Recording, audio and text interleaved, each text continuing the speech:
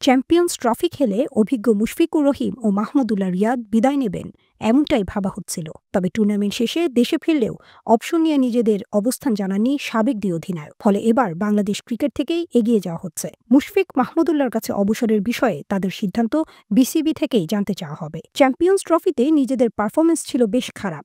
বাকিদের সাথে মুশফিক মাহমুদুল্লাহর পারফরমেন্স খারাপ হয়, দলীয় পারফরমেন্সও ছিল বাজে, যার খেসারত হিসেবে কোনো ম্যাচেই জয় পায়নি বাংলাদেশ। 2 ম্যাচে মুশফিক 1টিতে 0 এবং বাকি ম্যাচে করেছিলেন 2 রান।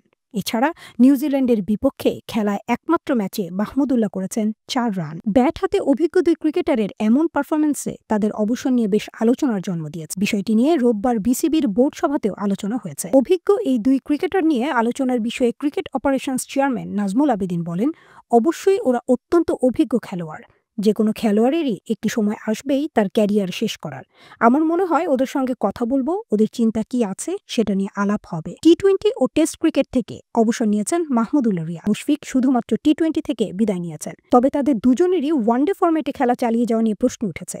চ্যাম্পিয়ন্স ট্রফি চলাকালে দেশের গণ্ডি পেরিয়ে যা বিদেশের সাবেক ক্রিকেটাররাও নানা মন্তব্য করেছে। তবে জল্পনা রয়েছে 2027 বিশ্বকাপ পর্যন্ত তাদের রাখা হতে পারে কি, যদিও বিষয়টি নিশ্চিত কোনো সূত্র নেই। এটা নিয়েও প্রশ্নের সম্মুখীন হয়েছিলেন নাজমুল আবেদিন। খুব কঠিন প্রশ্ন। আমার মনে হয় তাদের প্রমাণ করতে হবে। তাদের বয়সের দিক থেকে বলি, ফিটনেসের দিক থেকে বলি, তাদের পারফরমেন্সের দিক থেকে বলি। এটা আমার কল না, এটা নির্বাচকদের কল। আমার মন্তব্য করাটা ঠিক না, তবে খেলাটা সহজ হবে না। এছাড়া নতুন কেন্দ্রীয় চুক্তিতেও মুশফিক মাহমুদুল্লাহ থাকা না থাকা নিয়েও পরিষ্কার কোনো উত্তর দেননি cricket operations chairman. Nazmul Abedin বলেন, এটা আমি এই মুহূর্তে বলতে পারছি না। তবে মুশফিক মাহমুদুল্লাহ সময় যে শেষের পথে সেটা আর বলার অপেক্ষা রাখে না। নতুনদের সুযোগ দিতে দুজনের পক্ষ থেকে যে কোনো সময় আসতে পারে বিদায়ের ঘোষণা।